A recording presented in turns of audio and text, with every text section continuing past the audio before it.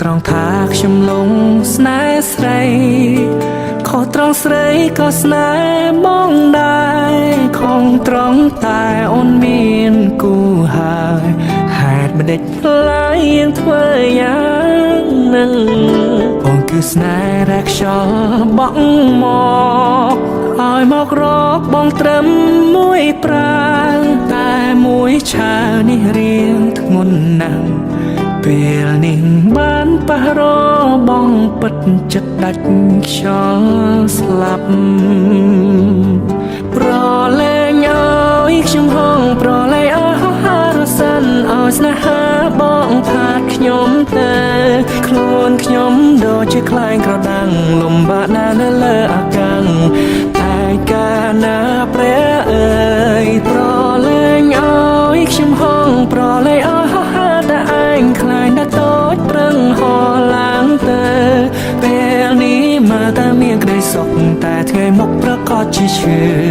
មិនព្រឺព្រោះស្រ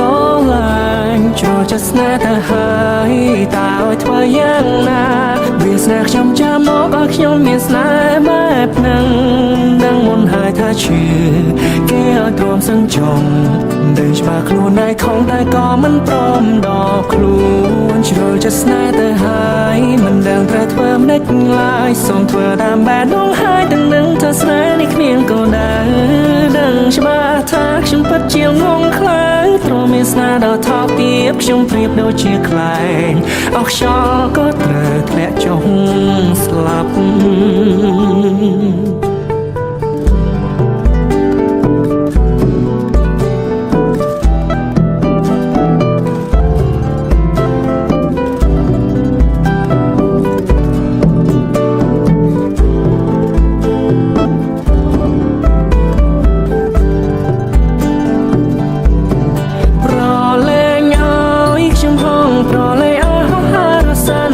ស្នេហាបងផាត់ខ្ញុំទៅ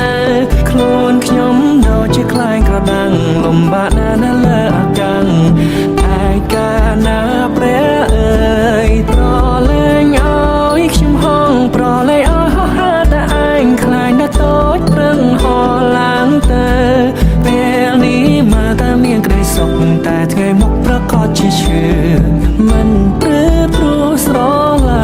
ញ់ចូលចិត្តស្នេហ៍ទៅហើយតើឲ្យធ្វើយ៉ាងណាវាស្នេហ៍ខ្ញុំចាំមកឲ្យខ្ញុំមានស្នេហ៍បែបហ្នឹងដឹងមុនហើយថាឈឺគេឲ្យទ្រាំសឹងចង់ដឹងច្បាស់ខ្លួនឯងខំតែក៏មិនព្រមដល់ខ្លួនជ្រុលចិត្តស្នេហ៍ទៅហើយមិនដឹងត្រូវធ្វើមិនដេចឡើយសូមធ្វើតាមបែបដងហើយទាំងនឹងថាស្នេហ៍នេះគ្មានកូនដែរដឹងច្បាស់ថាខ្ញុំពិតជាងងខ្លាំងព្រោះមានស្នេហ៍ដល់ថោកទាបខ្ញុំប្រៀបដូចជាខ្លែងអស់ខ្យល់ក៏ត្រូវធ្លាក់ចុះស្លាប់